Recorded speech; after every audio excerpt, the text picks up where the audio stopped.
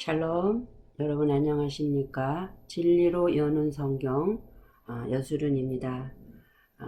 며칠 동안 봄 날씨, 또 이제 오늘은 어제까지는 참 미세먼지가 또 많이 심했던 것 같아요. 근데 오늘은 또 착방이 화창한 거 보이는데, 이럴 때는 밖으로 나가고 싶잖아요.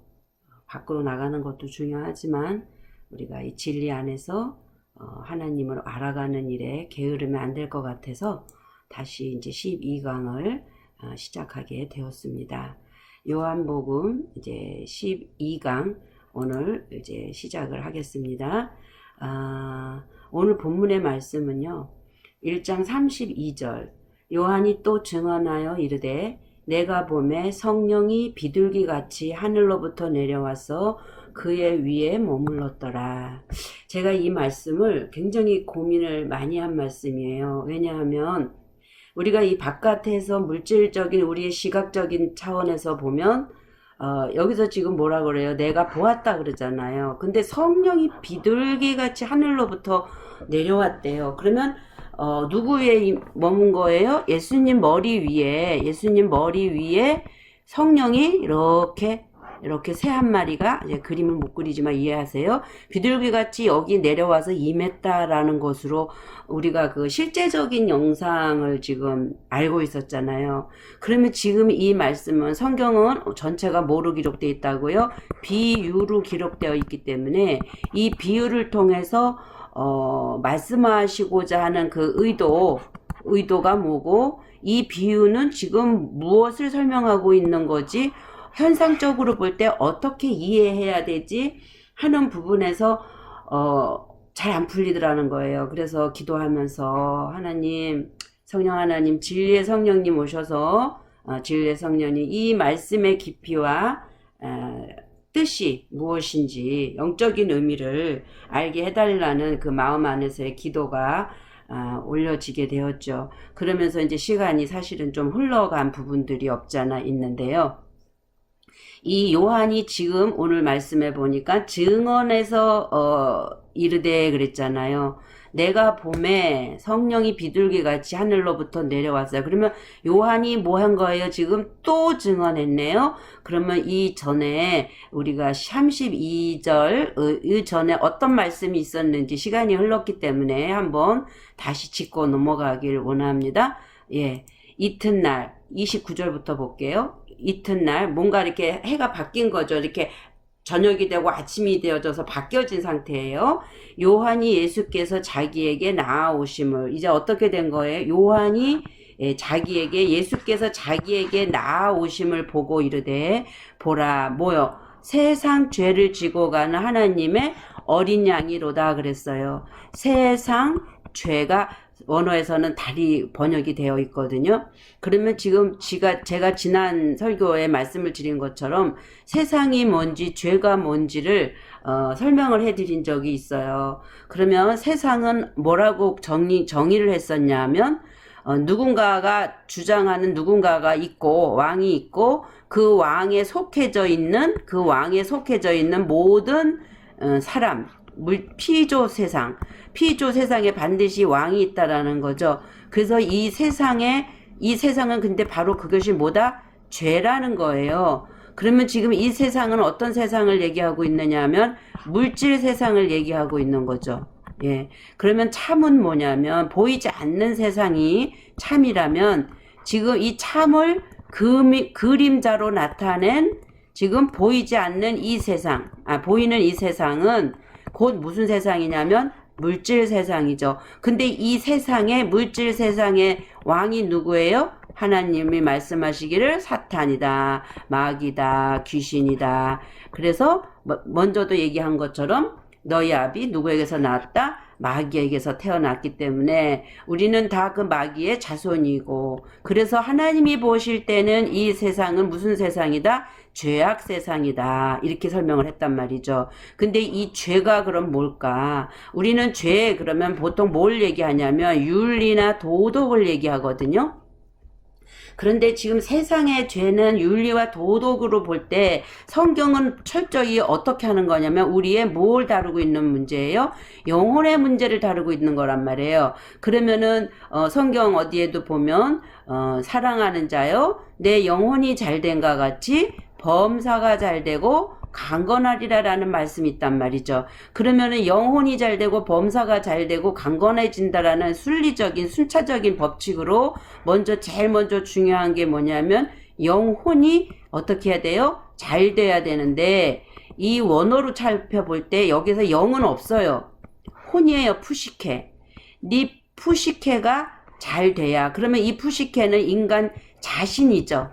자아란 말이에요. 이 자아가 잘 돼야 결국은 이 자아에 뭐를 담을 수 있어요?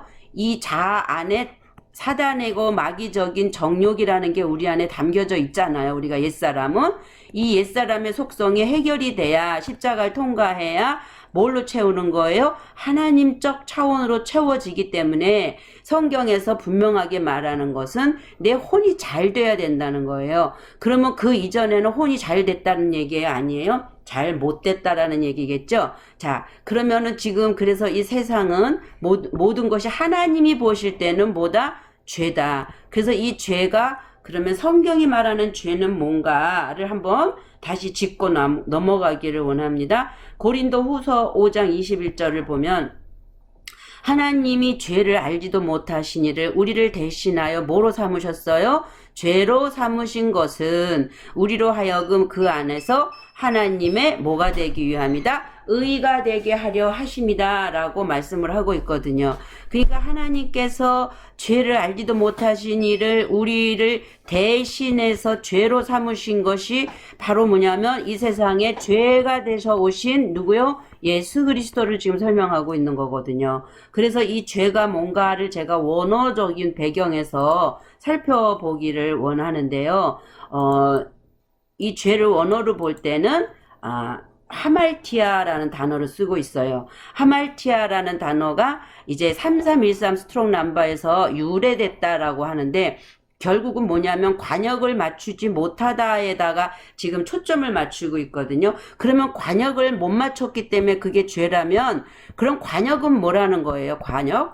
하나님이 주신 관역은 바로 뭐냐면 하나님의 의중과 하나님의 의도에 맞추어서 우리가 그 뜻에 합당한 삶을 살아갈 때 그것이 관역에 맞춘 건데 이 의중과 의도를 모르기 때문에 우리는 이 관역을 맞추지 못하고 있다라는 얘기죠. 그래서 이것을 이해하기 위해서 그러면 관역을 맞추지 못했다라는 의중과 의도를 맞추지 못했다라는 말의 의미를 어떻게 살펴봐야 되나 하고 어근을 찾아갔을 때 이제 메로스라는 단어를 쓰게 되더라고요. 그래서 하마르티아는 메로스에서 어간에서 유래됐는데 무슨 뜻이냐면 부분 또는 분깃으로 취하다. 그러니까 하나님의 말씀의 떡은 알토스 한 덩어리로 먹어야 되는데 어떤 한 부분 한 분깃으로 취하게 될 때 그것이 바로 뭐가 되냐면 죄가 된다는 얘기예요. 그래서 우리가 지금 실수하고 있는 거는 하나님의 말씀은 선이든 악이든 모든 하나님의 말씀 안에는 이것이 한 떡으로 먹어줘야 되는데 이것을 분리해서 내 입맛에 맞게 취해 먹을 때 부분이나 분깃으로 취할 때 그것을 하나님은 바로 뭐라 그런다? 관역을 못 맞췄고 관역에서 빗나갔다. 의중과 의도에서 빗나갔다.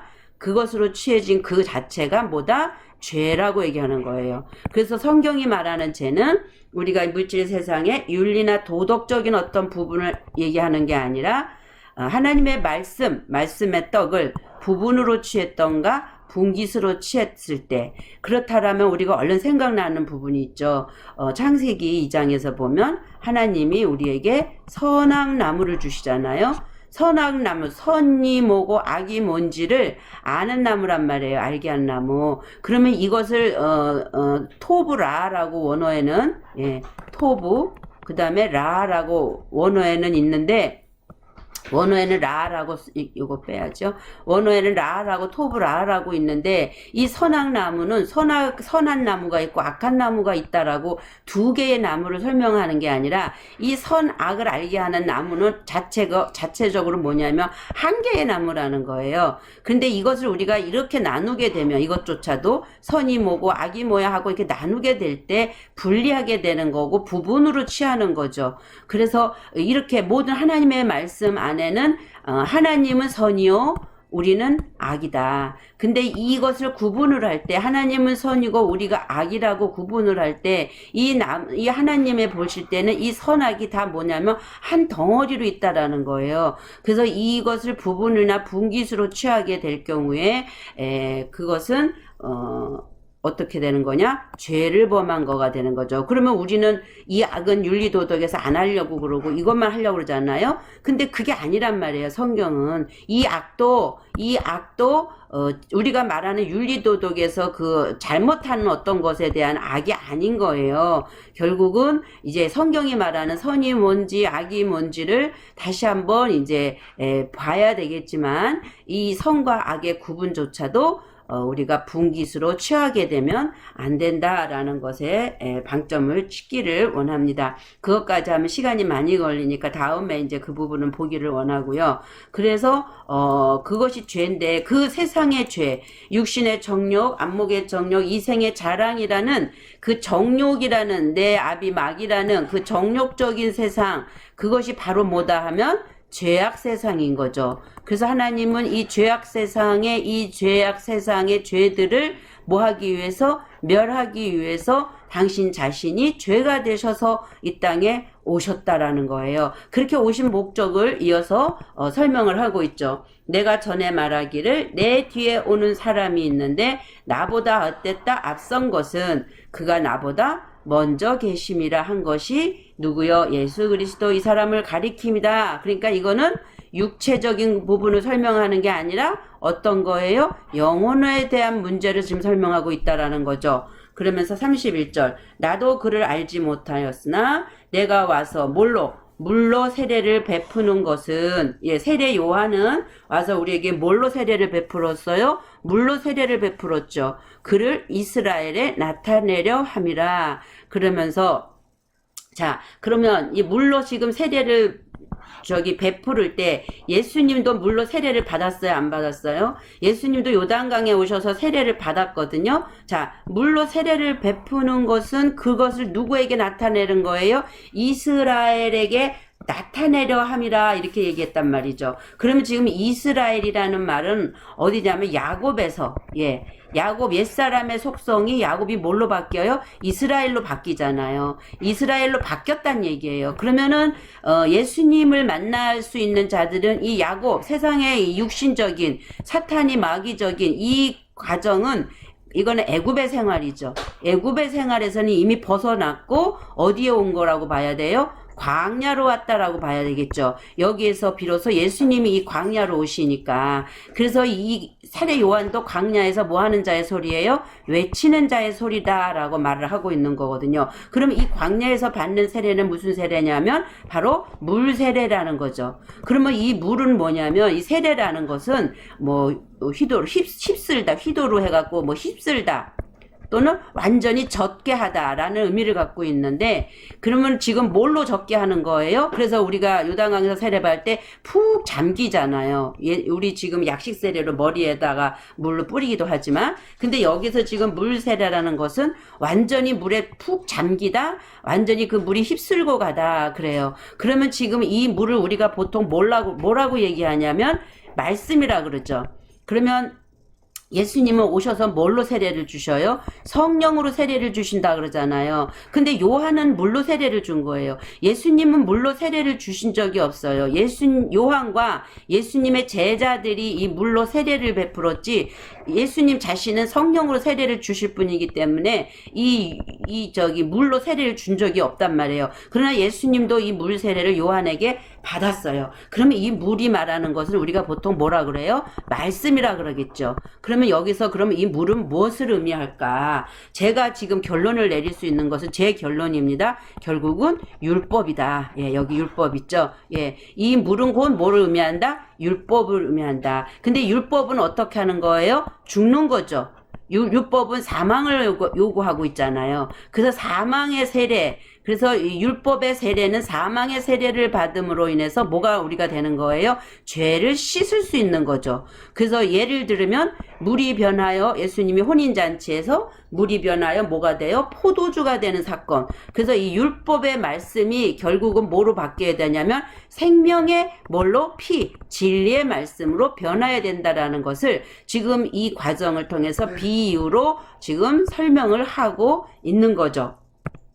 자, 그런 의미에서 지금 우리가 잠깐 지금 지난주에 설교한 것 부분들을 죄가 뭔지를 잠깐 살펴보았고요. 오늘 본문의 말씀을 봅니다. 자, 요한이 증언하여 이르되, 이제 증언해요. 이 증언한다라는 말은 자기가 뭔가를 확신하는 그것을 설명하고 증거하는 거란 말이에요. 자기 안에 확신이 없으면 절대로 증언할 수 없다라는 거죠. 우리가 말씀을 전하는 것 또한 증언이에요. 예수 그리스도에 대해서 내가 본바요 만진바요 들었고 내가 확실히 증거할 수 있기 때문에 그 예수를 증거한다는 말은 그 말씀을 내가 깨달아 알아졌기 때문에 그것이 확실하기 때문에 내가 말씀을 통해서 증거하는 거지, 내가 진가민가한 상태에서는 이렇게 확실한 말씀을 증거할 수 없는 것처럼 세례 요한도 또한 이제 이렇게 증언한다라는 단어를 쓰고 있는 겁니다. 그러면서 내가 봄에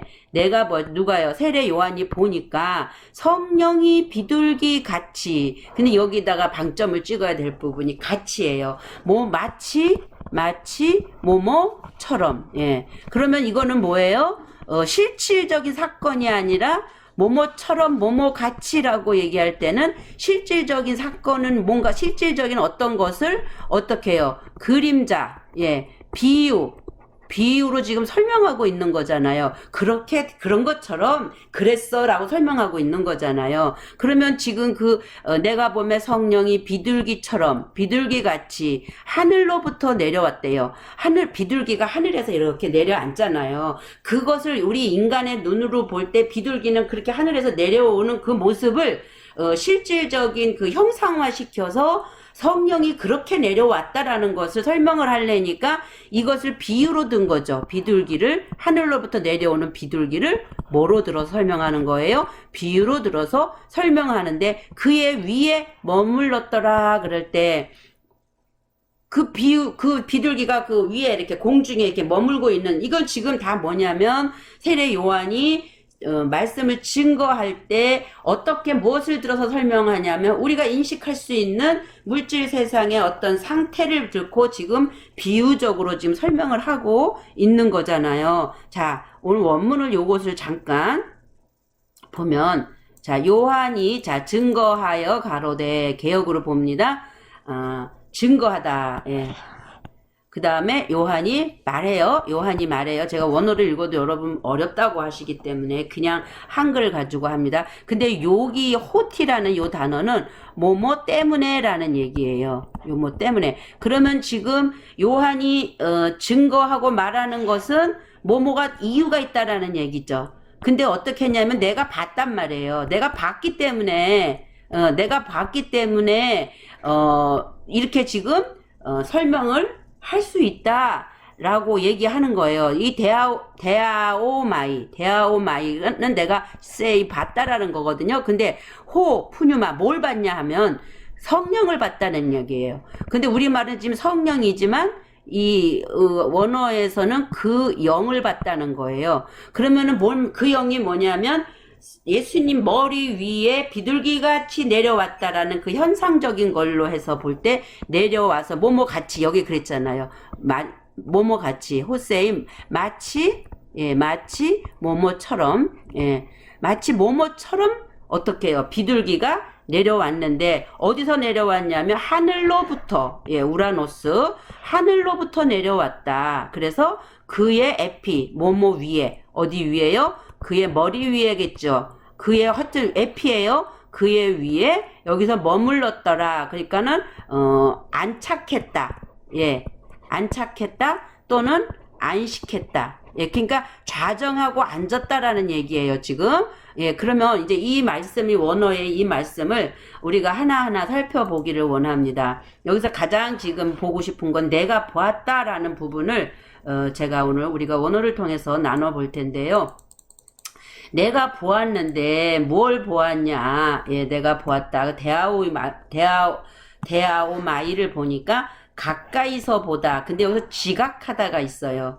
그리고 관찰하다라는 말이 있어요. 그러니까 지금 눈으로 이렇게 실질적으로 본 거가 아니라 아까 얘기했잖아요. 형상을 비유를 들어서 설명하려니까 마치 하늘에서 비둘기가 내려오는 것처럼 성령이 그 영이 내려왔다라는 것을 지금 어떻게 한 거예요? 지금 세례 요한은 지각한 거예요. 관찰해서 가까이서 볼 수 있었던 거예요. 지금 여러분들이 그 본다라는 말의 의미를 그냥 여러분의 그 영상 안에서 우리 엄마 아버지 또 형제 자식 모든 사람을 우리가 볼 수 있잖아요. 그리고 내가 예전에 갖고 있었던 지금은 없어졌을지라도 물건이 있었다라면 그 물건을 지금 내가 볼 수 있어요, 없어요? 우리 기억 속에서 지금 이게 저장되어져 있는 부분을 꺼내서 볼 수 있듯이 실제로 이 눈으로 보는 게 아니라 그런 상황에서 지금 지각이나 그 인식을 통해서 보고 있다라는 거죠.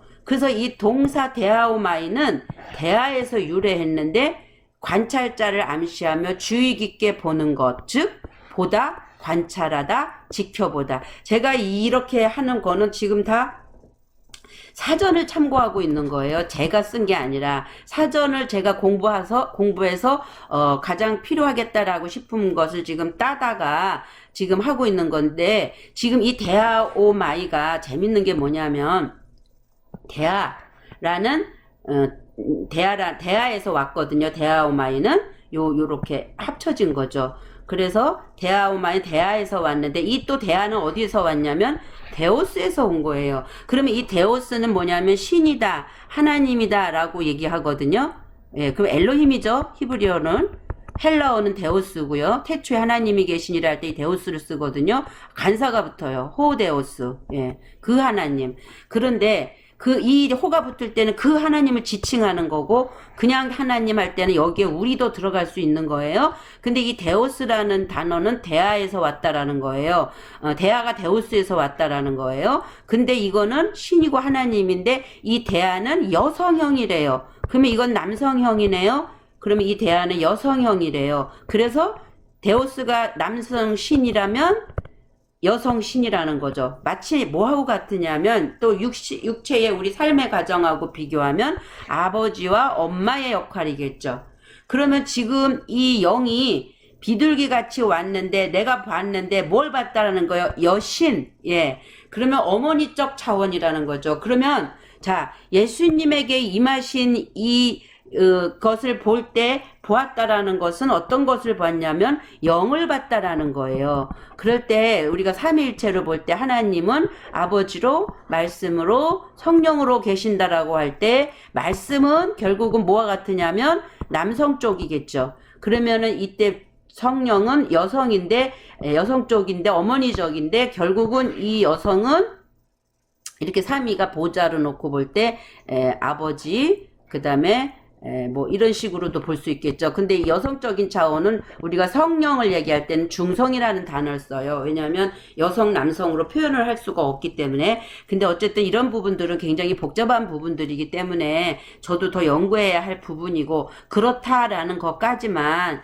여러분들이 좀 알아두었으면 좋겠습니다. 그래서 대아오마이는 지각해서 본다라는 건데, 우리가 국어사전에서 제가 지각이 뭔가를 한번 찾아봤어요. 왜 지각이라는 표현을 썼을까라고 보니까 이런 단어가 있습니다. 알아서 깨닫는데요. 또 감각기관을 통하여 외부의 사물을 인식하는 작용. 그러니까 외부의 사물을 어떻게 해요? 감각기관을 통해서 인식을 하는데 그 인식하는 작용 또는 그 작용을 통해서 얻어지는 표상. 그게 뭐였어요? 비둘기였잖아요. 비둘기가 어디로 임한 거예요? 그 위에 임했다라고 지금 이 지각이라는 단어를 세례 요한은 쓸 수밖에 없는 거죠. 또 다른 말로는 사물의 이치나 도리를 분별하는 능력. 이게 우리 국어 사전적 의미거든요. 자, 그래서 감각기관이라는 것은 우리가 오감을 통해서 볼 수 있는 거잖아요. 그러니까는 느낄 수도 있고 볼 수 있고 맛볼 수 있고 하는 이 오감을 통해서 보는데, 눈의 기능은 볼 수 있는 기능이기 때문에 외부의 사물을 그 감각기관, 우리의 오감을 통해서 그것을 보는데, 그것으로 통해서 그 얻어지는 그 표상, 표상, 그것을 이제 지각한다라고 국어 사전적 의미에서는 표현을 하고 있어요. 그래서 이 데아오마이가 그럼 성경에서 어떤 사용 용례로 쓰여지고 있는가를 또 한번 살펴보게 되었습니다. 데아오마이는 주로 어떤 때 쓰여졌냐면 예수님의 독사, 영광이죠. 그 영광을 보는데 사용되었다. 그래서 보니까 말씀이 뭐로 되어 육신이 되어 우리 안에 거하심에, 우리가 그 영광을 보니, 여기 이때 데아오마이가 들어가요. 아버지의 독생자의 영광이요. 그 영광은 아버지, 그러니까 하나님 아버지 호데오스의 아들로서의 영광이라는 거죠. 그럼 이 아들의 영광은 그 아버지의 그 어떠함을 다 어떡한 거예요? 간직한 거죠. 그리고 아버지는 이 아들로 인해서 영광을 받기 때문에 같은 한 묶음으로 볼 수 있지만 또 분리될 수도 있고요. 결국은 아버지의 영광이 아들에게 통해서 다 드러나기 때문에 이 독생자의 영광은 영광 자체죠. 그러면서 은혜와 그 안에는 진리가 충만하더라. 독생자의 영광인데 이 영광은 다른 말로 뭐라고 표현할 수 있냐면 은혜다, 진리다, 이렇게 표현할 수가 있습니다. 자, 그래서 은혜와 진리가 충만하더라 라고 하면서, 그래서 요한은 이제 이 보는 것을 어떤 이제 계시의 사건에 대한 지각으로, 지각 아까 봤죠? 그래서 오감을 통해서 인식하는 거. 그러면 계시는 하나님의 말씀에 계신데 이 계시가 실체로 오신 분이 예수님이잖아요. 그렇다고 해서 이것이 신비적이고 내적인 무슨 환상으로 막 이렇게 보여지는 것이 아니며, 오로지 영적으로 보는 행위, 즉 계시된 말씀을 믿음으로 보는 것을 의미하며, 그 보이는 영광은 곧 뭐다? 아버지 독생자의 영광이므로 그 영광 안에 감춰진 것은 바로 뭐다? 은혜와 진리가 충만함으로 있는 것. 이게 지금 오늘 말씀에서 설명을 하고 있는 것입니다. 요한일서 1장 1절도 보면 태초부터 있는 생명의 말씀. 근데 여기서 이제 생명의 말씀이라고 번역은 돼 있는데요. 생명의 영 이렇게 돼 있어요. 번역에서는 생명의 영, 푸뉴마에 관하여는, 그러니까 푸뉴마는 곧 뭐다? 생명이라는 얘기죠. 근데 그건 언제부터 있었어요? 태초부터 있었어요. 뭔가 시작이 있기 전부터 있었어요. 하나님의 의중과 의도가 드러나기 이전부터 이 영에 대해서는 있었다라는 얘기죠. 그래서 관하여는 우리가 들었어요, 보았어요. 그리고 주목하고 우리 손으로 만진 바라. 그래서 태초부터 있는 이 말씀 영에 대해서는 들었고 보았고 우리 손으로 만졌다. 누구를 통해서? 예수 그리스도를 통해서, 즉 보여지는 예수를 통해서 지금 우리는 그 하나님의 독생자이신 누구를 보고 있는 거예요? 메시아이신 그리스도를 지금 보고 있는 거죠. 이 진리니까. 자, 창세로부터 그의 보이지 아니하는 것들, 창세로부터 그의 보이지 아니하는 것들 곧 그의 영원하신, 보이지 아니하는 게 뭐예요? 곧 영원하신 능력과 신성. 근데 그것은 영원하대요. 그래서 창세로부터 보이지 아니하는 것들, 영원하신 능력과 신성이 그 만드신 만물에, 이 피조 세계죠. 피조물을 만드실 때, 우주 만물을 만드실 때 보이지 않는 하나님의 능력과 하나님의 신성으로 모든 피조물들을 만드셨기 때문에 이 피조물이 능력과 신성이 있는 게 아니라 그 피조물을 만드신 누구에게? 하나님에게 그게 있다라는 거예요. 그러니까 이 피조물들이 다 운행하고 돌아가고 있는 것은 누구에 의해서? 보이지 않냐는 영원하신 능력과 신성에 의해서 지금 움직여지는 거죠. 나무 하나만 봐도 꽃이 피고 지고 다시 나고 물을 먹고 살고 이런 어떤 우주 만물의 모든 이치가 결국은 창세로부터 보이지 않는 능력과 신성, 하나님의 능력과 신성에 의해서 만들어져서 그것들을 볼 때 하나님을 어떻게 해요? 인식할 수밖에 없고 그것들을 볼 때 하나님을 알 수밖에 없는 거예요. 그래서 하나님이 계시다 안 계시다 핑계치 못할 것이다. 이 우주가 둥둥 공중 안에 떠 있는 것조차도 우주 안에서 떨어져 이렇게 뭉쳐서 둥둥 떠 있는 것 자체도 이건 기적적인 거잖아요. 인간의 생각으로는 절대 있을 수 없는 부분이잖아요. 그 모든 것을 만드신 분이 하나님이기 때문에 그것을 볼 때도 만물에 분명히 보여 알게 되나니 그러므로 저희가 핑계치 못할 것이다. 그래서 우리는 만물을 볼 때 어떤 걸 봐야 돼요? 그 만물을 보면서 그 만물에 만족해 사는 게 아니라 이 만물을 만드신 영원하신 하나님의 능력과 신성이 이걸 다 만드셨구나. 그것에 대해서 우리가 하나님의 살아계심을 인식하고 우리가 피조물의 존재라는 것을 잊어버리면 안 되겠죠. 그래서 여기서 이제 보이지 아니하는 것들은 바로 여기서 아까 얘기한 것이 영원하신 능력과 신성이다. 그래서 우주 만물을 통해 역사해 놓으신 것들을 이성의 눈과 감각적인 지각을 통해서 우리는 어떻게 되는 거예요? 깨닫게 되는 거죠. 보게 되는 거죠. 이것을 우리는 그의 영원하신 능력과 신성을 본다라고 알 수 있겠고요. 그렇게 보아진 자가 비로소 뭐예요? 야다. 알았다. 알다. 알았다. 깨닫다. 보았다. 이렇게 만졌다.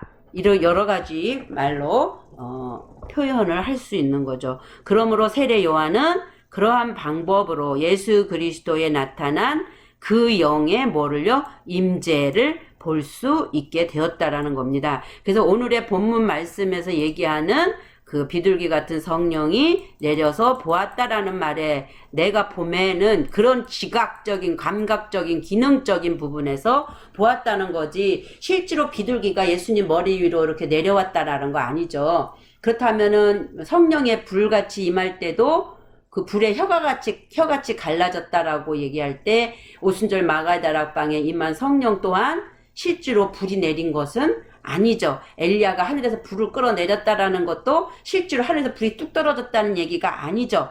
그것까지는 이미 알고 계실 겁니다. 그러면 그 현상적인 얘기를 우리가 그 영적인 힘으로 어떻게 해석해서 알아야 되는가. 이것이 우리가 진리를 아는 관건이고 그것을 알 수 있는 길은 바로 성경의 저자이신 성령이 오셔서 그 뜻을 해석해 줄 때 비로소 우리가 알 수 있게 되는 겁니다. 자, 비둘기 같이 얘기했어요. 비둘기가 페리스테라래요. 비둘기. 근데 이 페리스테라 같이 할 때 호세이라는 단어를 쓰는데 여기 아까 제가 설명드린 것처럼 마치 뭐뭐처럼 만일 뭐뭐이라면 그 마치 뭐뭐 같이 이런 여러 가지 의미를 품고 있다라고 아까 봤죠. 자, 말씀드렸습니다. 그래서 본문을 다시 보니까 내가 요한이 증언하여 이르되 내가 봄에 지각으로 내가 보니까 여기서 성령 그랬잖아요. 성령이라고 할 때는 하기오스 푸뉴마라고 해야 돼요. 하기오스 거룩하다. 하기오스 영 거룩할 하기오스 또는 푸뉴마 또는 카도시 히브리어는 카도시 그 다음에 루하 이렇게 써야 되거든요. 근데 지금 여기에서 호푸뉴마인 거예요. 그럼 이 호푸뉴마는 어떤 푸뉴마냐면은 아까 얘기할 때 히브리어에서는 하 엘로힘 할 때 그 하나님을 설명하는 거라면 데오스 호데오스 데오스 이렇게 쓰나? 제가 헬라어는 잘 못 써가지고 데오스라고 할 때 여기 호가 붙거든요. 이 호가 붙었을 때는 이 하 역할을 해주는 거예요. 그래서 호데오스를 할 때는 우리가 알고 있는 그 하나님을 얘기하는 거지만 하 에올로임도 그 하나님을 얘기하는 건데 여기 이렇게 쓰는 거네요. 데오스 생각났어요. 데오스 그렇게 해야 되는 거기 때문에 여기서 호프뉴가 붙었다면은 그 영이라는 거예요. 그러면 하나님 그 영이라는 말과 성령이라는 말을 왜 성경에서는 구분해서 했는가, 이런 부분에 대해서도 제가 이게 성경에서 여러 번 얘기한 적이 있는데요. 그것도 이제 지금 다른 거 듣다 보시면 알게 될 거니까 다른 말씀 듣다 보면 지나갈게요. 근데 지금 내가 보았는데 뭘 봤냐면 그 호프뉴 말 봤죠. 그 영을 봤죠. 근데 그것이 곧 성령이라고 할 수도 있어요. 왜냐하면 하늘에는 누가 아버지와 말씀과 성령이 삼위로 계시기 때문에. 그래서 여기서 성령이라고 했지만 성경은 분명히 호프뉴마라고 했기 때문에 우리는 그냥 이 호프뉴마로 봐야지 이것을 성령이라고 바꾸어서 설교를 할 수는 없어요. 원어가 좀 그대로 봐야 되는 거예요. 자, 그래서 호프뉴마가 어떻게 해요? 비둘기같이 하늘로부터 내려왔대요. 그래서 비둘기 같이 그의 위에 머물렀더라. 근데 지금 제가 여기서 호프뉴마를 강조하는 이유는 바로 뭐냐면, 자, 하늘로부터 내려왔죠. 하늘로부터. 자, 여기 보니까 이사야 11장 1절. 이새의 줄기에서 한 싹이 나며 그 뿌리에서 한 가지가 나서 결실할 것이요. 그의 위에 아까 보니까 뭐예요? 그의 위에, 예, 그의 위에. 똑같은 말이죠. 그의 위에 에피, 예, 에피.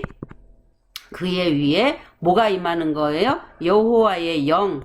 예, 그래서 곧 바브라는 단어를 쓰는데, 자, 우리가 등대를 보면 이렇게 돼 있잖아요. 이게 여호와의 영이에요.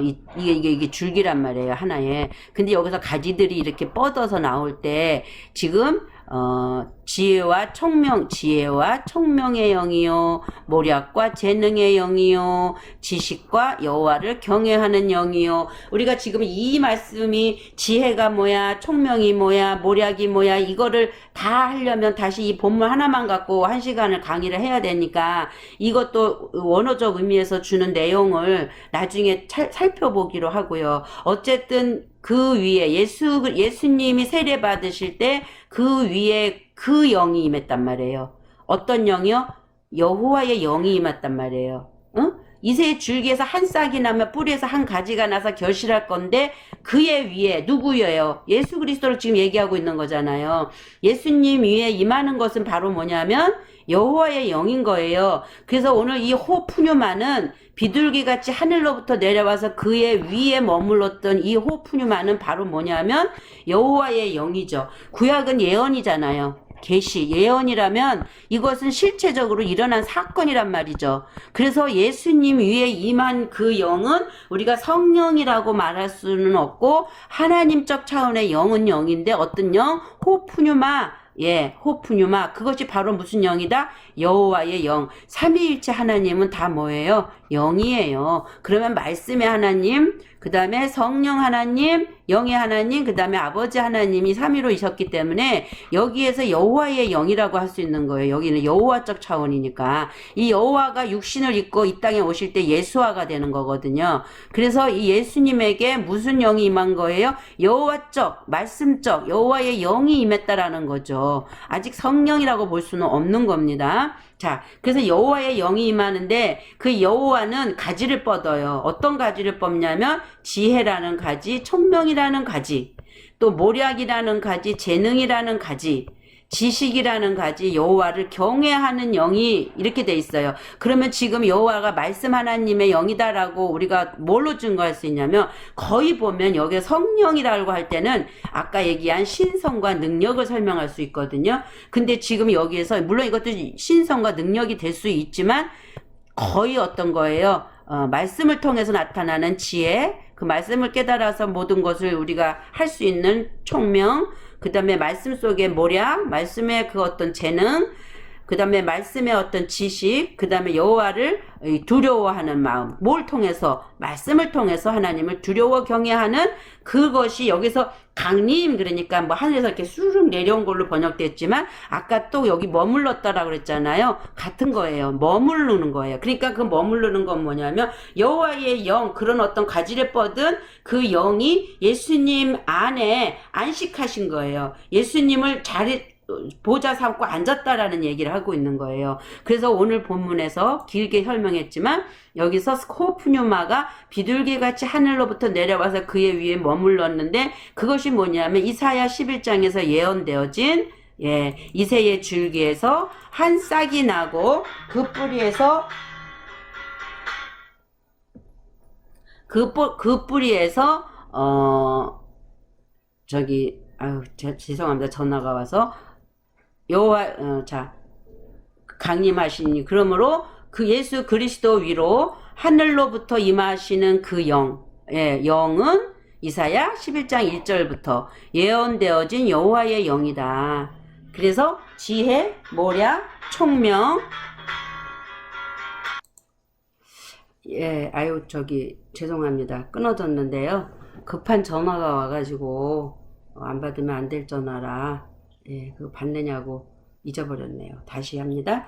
그러므로 예수 그리스도 위로 하늘로부터 임하시는 그 영은 바로 뭐다? 이사야 11장 1절에 예언되어진 여호와의 영이다. 여호와의 영으로서 여호와의 영이 어떤 거냐면 지혜요, 총명이요, 모략이요, 재능, 지식, 여호와를 경외하는 그 영을 순결의 상징인 비둘기, 그러니까 이 비둘기는 현실화한 형상화된 상징이다. 그 비둘기를 표현으로 들어서 뭐뭐 가치로 표현하면서 임하신 사건이시다. 여기까지 여러분 충분히 이해하시겠죠? 그래서 예수님이 세례받고 물 위에서 올라오실 때 비둘기 같은 성령이 임했다라고 하는 부분은 바로 이 여호와의 영을 이미 이사야 11장 1절 2절에 보니까 예언했죠. 그의 위에 임하겠다라는 이 사건이 실제적으로 예수님이 세례 받을 때 일어나신 사건이다. 제가 요거를 해결하기 위해서 정말 많이 고민을 했는데 어느 순간 이 말씀이 딱 드러나는 거예요. 이게 성령께서 제 기도에 응답하셔서 알게 하신 것 같아요. 왜? 성령은 진리의 영이기 때문에. 그래서 왜 비둘기를 썼을까? 비둘기 왜 많은 것들이 있는데 하필 비둘기를 표현했을까? 보라 내가 너희를 보냄이 양을 이리 가운데로 보낸과 같도다. 그러므로 너희는 뱀같이 지혜롭고 비둘기같이 순결하라. 그래서 비둘기는 순결의 상징, 뱀은 지혜의 상징. 근데 이 뱀이 지혜롭잖아요. 응? 자, 이거에도 많은 비밀이 있어요. 창세기를 보면, 창세기 2장에서 보면, 3장이죠. 뱀이 등장을 합니다. 자, 이거는 창세기 할 때 또 해야 되는 부분이고요. 제가 시간을 될 수 있으면 줄여서 하려고 그러는데, 저는 이게 1시간을 줄여서 할 수가 없는 거예요. 특히 제자들에게 임하시는 성령, 불의 혀로 상징된 것과는 달리, 예수님의 물 세례 시에는 비둘기로 상징되어 여호와의 영으로 임하시는 것은 다음과 같은 의미를 지닌다. 첫째, 죄에 대해서 뭐에 대해서? 죄에 대해서 순결하신 그리스도의 본성을 설명한다. 히브리서 4장 15절 보니까 우리에게 있는 대제사장은 우리의 연약함을 동정하지 못하실 이가 아니요 모든 일에 우리와 똑같이 시험을 받으시니로되 뭐는 없다? 죄는 없으시더라. 그래서 죄 없으신 우리의 대제사장은 우리의 연약함을 동정 못하실 분이 아니다. 그러면은 대제사장과 제사장이 있겠죠. 우리도 제사장이죠. 그래서 왕 같은 제사장, 거기도 왕 같은이지 왕이라고 표현 안 했단 말이에요. 그래서 예수님은 대제사장, 우리는 그에게 붙은 제사장들이 되는 거죠. 자, 온유하신 또 그리스도의 성품 두 번째, 나는 마음이 온유하고 겸손하니 나의 멍에를 메고 내게 배우라. 그리하면 너희 마음이 쉼을 얻으리니. 이렇게 돼 있거든요. 그러면 여기서 우리가 한번 이 마태복음 11장 29절을 한번 찾아보고 넘어가기를 원합니다. 마태복음 11장 29절. 마태복음 11장 29절을 한번 볼 텐데요. 어떻게 기록되어 있나 봅시다. 자, 마태복음 11장 29절. 9절 이동. 나는 마음이 온유하고 겸손하니 킹제임스 내 멍에를 메고.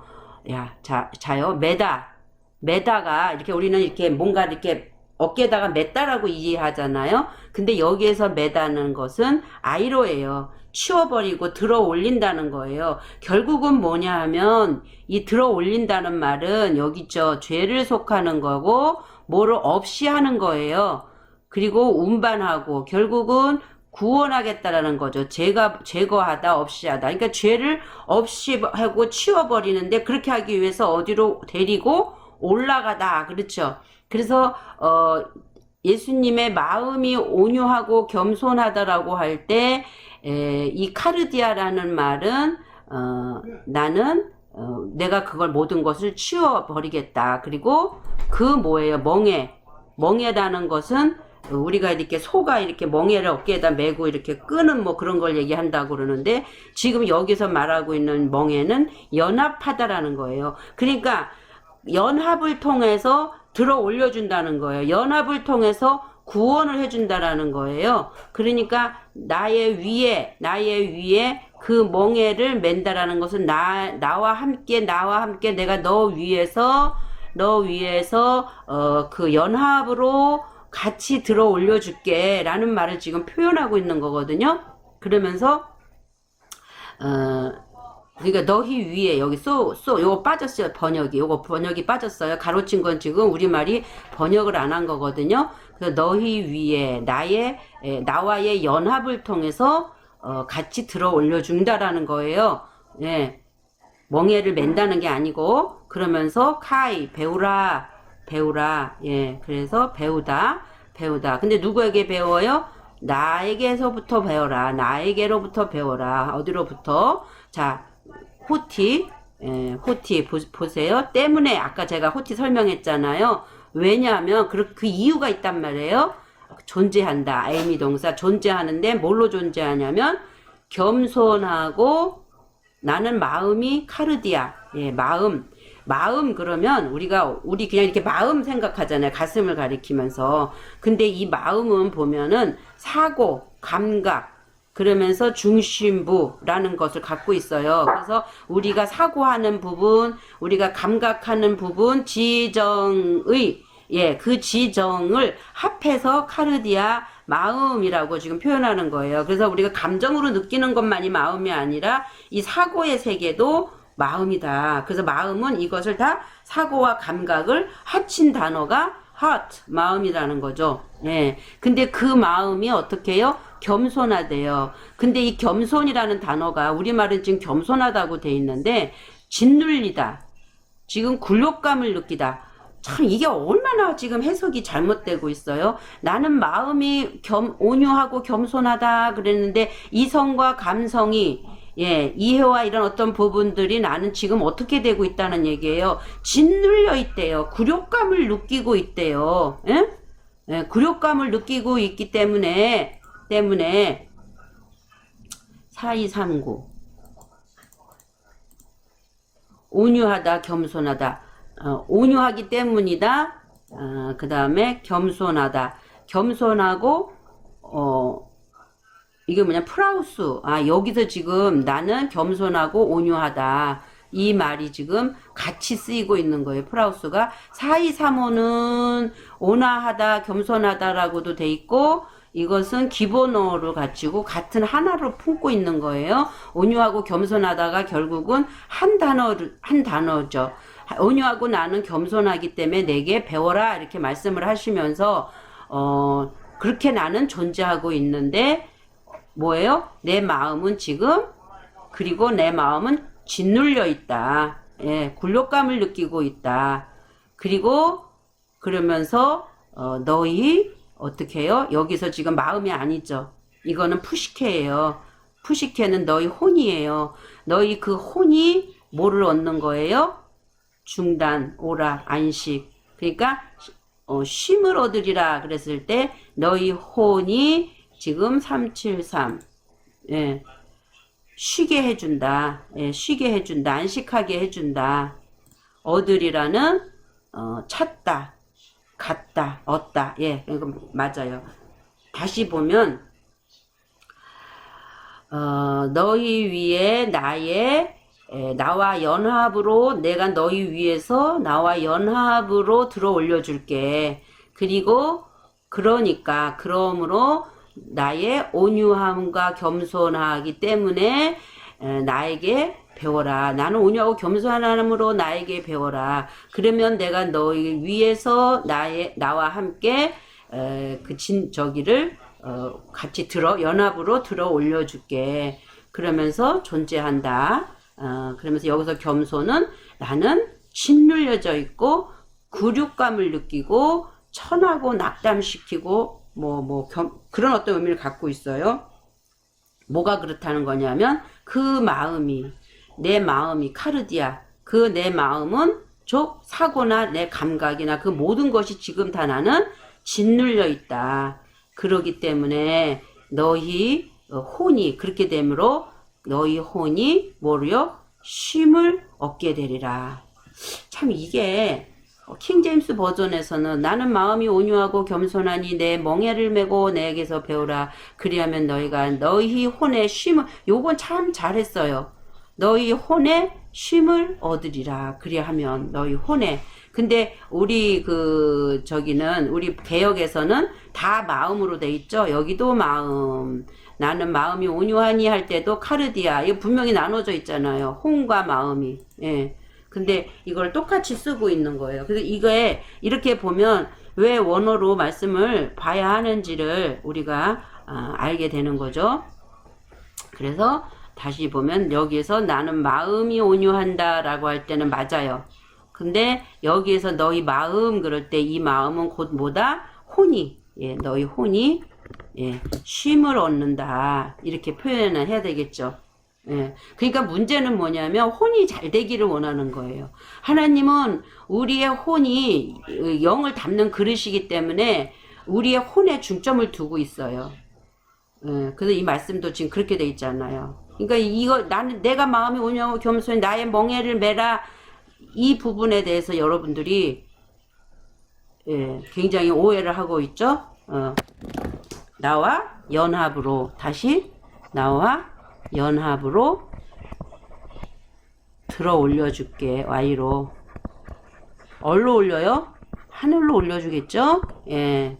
그렇게 해서 할 때 너희의 혼이 비로소 쉼을 얻게 될 것이다. 예.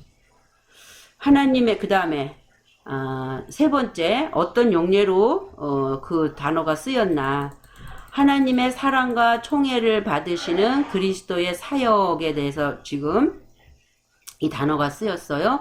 이사야 42장 1절. 내가 붙드는 나의 종, 내 혼에, 여기서는 지금 내 마음이 아니에요.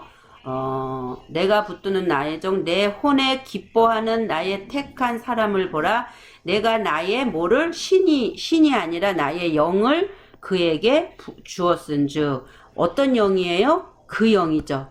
그 영은 곧 뭐예요? 여호와의 영이죠. 예. 그에게 어떻게 해요? 주었죠. 그래서 그가 그것을 가지고 어떻게 해요? 지혜와 총명과 지식과 모략과 재능과 이런 어떤 것들을 통해서 이방에게 뭐를 베푸는 거예요? 공의를 베풀리라.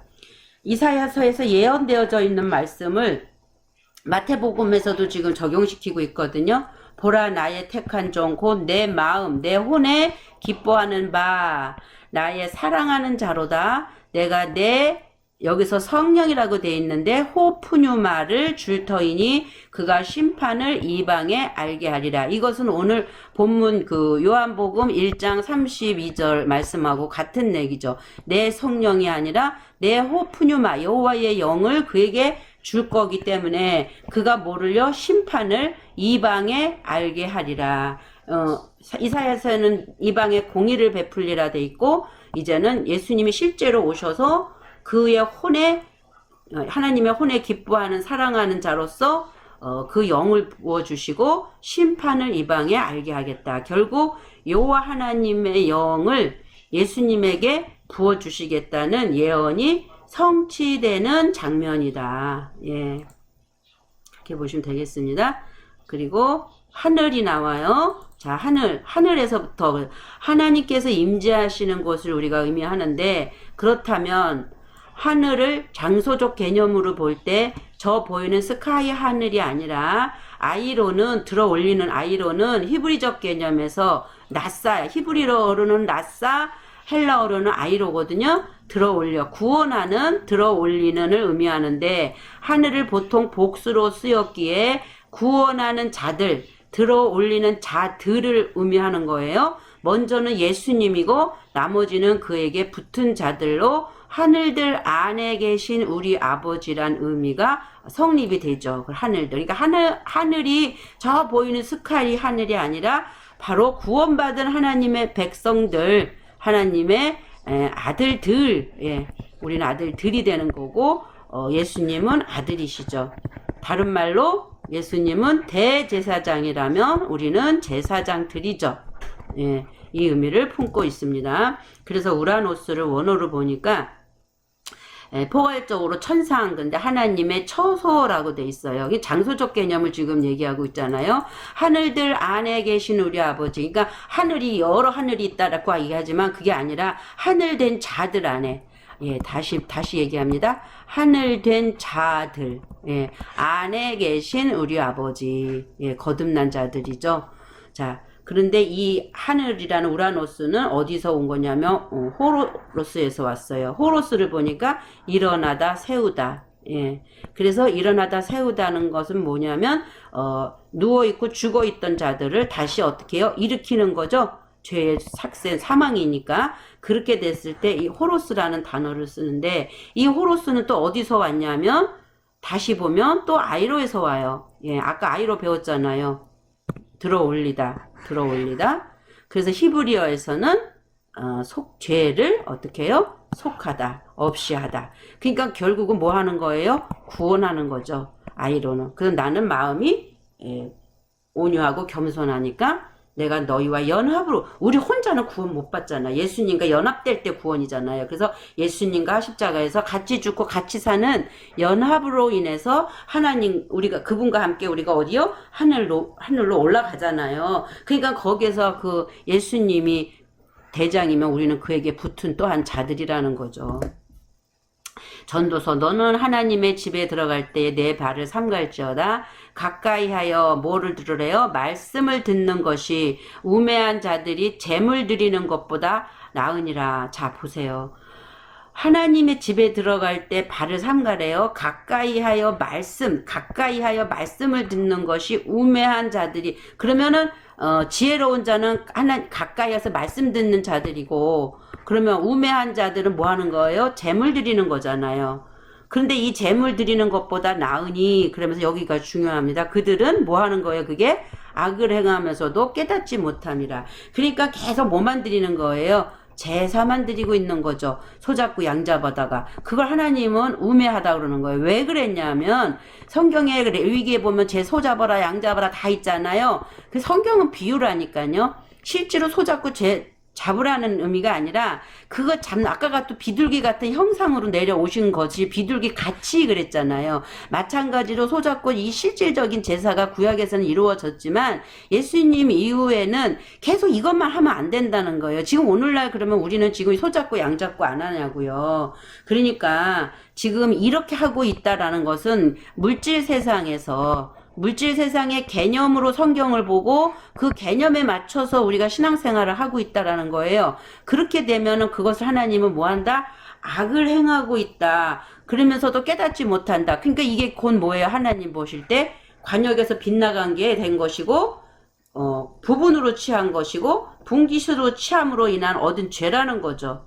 예. 그래서 우리가 뭐 하나님 앞에 재물 드린다고 뭐 그때는 소 잡고 양 잡을 수 없으니까 지금은 뭘로 드려요? 돈으로 드리잖아요. 이 돈으로 드리는 이런 것보다 어떻게 하는 거예요? 하나님의 말씀을 듣는 것이 더 가까이 하는 것이 더 뭐 한 거예요? 지혜로운 자라는 거죠.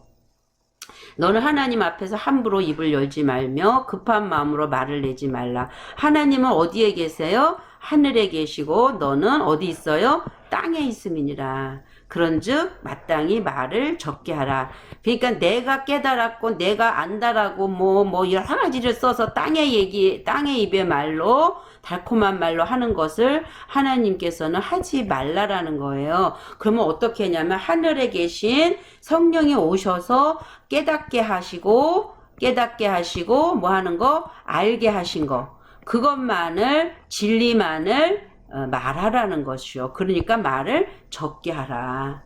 이렇게 말씀을 하고 있는 겁니다. 지금 이 말씀을 왜 갖다 붙였냐면 여러분들이 말씀을 듣는 가까이 하여 말씀을 듣는 것에 최선을 다하라는 거예요. 이것만이 여호와를 아는 길이고 하나님을 아는 거예요. 그랬을 때 우리에게도 성령이 오셔서 우리 안에 여호와의 영이 진리가 들어오셔서 성령의 알게 하심을 따라 하나님을 알아감으로 우리가 이 세상에서도 하나님의 의중과 의도를 알아서 죄를 짓지 않고 말씀에 적합한 삶을 살게 되는 거겠죠. 이같이 너희 빛이 사람 앞에 비치게 하여 그들로 너희 뭐를 보고 착한 행실을 보고 하늘들 안에 계신 너희 아버지께 영광을 돌리게 하라. 그러니까 우리 아버지가 어디에 계셔요? 하늘들 안에 계시대요. 그러니까 이 하늘된 자들 안에는 누가 있는 거예요? 아버지가 있는 거죠. 파테르.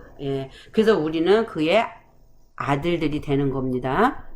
이 의미가 영적인 의미니까 어렵더라도 이해를 좀 하셨으면 좋겠습니다. 그러므로 세례 요한이 본 예수님의 머무는 비둘 같은 그 영은 여호와의 영이고 아까 얘기한 것처럼 지혜, 총명, 모략, 재능, 지식, 여호와를 경외하는 영이 예수님께 임해서 사역을 감당하시는 모습이고 그것을 비둘기 같은 영으로 표현한 것이고 그가 우리에게 거룩한 영이신 성령 안에서 이제 세례를 베푸실 자인 것이다. 그래서 요한은 물로 세례를 주지만 몇 날 못 돼서 오실 그 예수는 우리에게 뭘로 세례를 주신다고요? 성령으로 세례를 베푸실 것이다. 그러니까 물 세례는 겉의 말씀이라면 율법의 말씀이라면 여기에 푹 잠기게 해서 뭐 하는 거예요? 죄를 속해 주는 거죠. 그렇다면 성령은 진리의 영이기 때문에 진리의 영이 오셔서 우리 안으로 우리의 속사람을 깨달아 우리의 속사람이 거듭나게 하는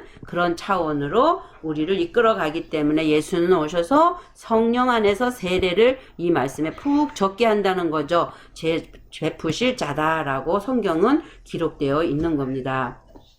마지막 본문 마치겠습니다. 1장 33, 34절. 나도 그를 알지 못하였으나 모르죠. 왜? 성령이 오셔야 알죠. 나를 보내어 물로 세례를 베풀라 하신 그이가 누구요? 하나님 나에게 말씀하시되 성령 그 영이 내려서 누구 위에든지 머무는 것을 보거든 그가 곧 여기서 지금 여기서 나오잖아요. 성령으로 세례를 베푸는 이인 줄 알라. 그때 여기에서 그 영이 내려요. 누구에게 내려요? 호프뉴마가 여호와의 영이 예수님에게 내리죠. 여호와의 영이. 그러면 예수님이 이제 성령으로 우리에게 세례를 주실 때는 여호와 그분은 다시 다른 표현으로 거룩한 영으로서 우리에게 다시 진리의 성령으로 오시기 때문에 육체를 벗으셨잖아요. 그때 하기오스 푸뉴마로 우리에게 세례를 베푼단 말이에요. 그러면 이 말은 뭐냐면은 이 성령은 진리를 우리에게 오셔서 알게 하시고 거기에 잠기게 하신다라는 의미를 품고 있는 거죠. 그래서 이 성령은 예수님이 십자가에 죽으시고 거듭나시잖아요. 아버지께로 가서 다른 보혜사를 보낸다라고 할 때 결국은 하나님 자신의 변신이에요. 아버지가 여호와 말씀 하나님 여호와 하나님이고 그 여호와 하나님이 육신을 입고 뭐로 오셔요? 예수로 오셔서 다시 가셨다가 뭘로 다시 오시냐면 진리의 성령으로 보혜사로 다시 우리에게 진리의 성령으로 오시는 이게 삼위일체가 점진적으로 하나님께서 우리에게 역사하시는 영혼육의 관계를 설명하고 있는 거죠. 내가 보매 그가 하나님의 아들이심을 증언했다. 그래서 그렇게 내가 또 보니까 이런 어떤 모습들을 통해서 그가 하나님의 아들이심을 증언했다. 그럼 우리에게는 여호와의 영이 바로 올 수 있을까요? 없을까요? 우리에게는 여호와의 영이 바로 올 수 없습니다. 여호와의 영은 반드시 하나님의 아들이신 예수 그리스도에게 오시고, 이 예수 그리스도가 내가 함께 죽고 부활해서 같이 살았다라면 이 영에 의해서 나와 하나 된 예수 그리스도와 나와 하나 된 이 영이 결국은 그러면 여호와의 영이 내 안에도 있는 거죠. 있기 때문에 이 여호와의 영이 내 안에 존재로 계실 때 성령이 오셔서 어떻게 해요? 불같은 성령이 오셔서 우리 안에서 깨닫게 하시고 내 마음이 뜨겁지 아니하느냐 라는 말씀이 응하는 그런 역사가 우리 안에서 일어납니다. 자, 오늘 말씀 여기까지 맺겠습니다. 기도합니다. 하나님 감사합니다. 오늘도 지혜와 계시의 영으로 오늘 우리를 알게 하시고 깨닫게 하신 성령님, 그 은혜가 끊이지 않고 늘 함께 하기를 원할 때 거룩하신 예수 그리스도의 이름과 그리스도 이름의 그 능력 안에서 기도하였사옵나이다. 아멘.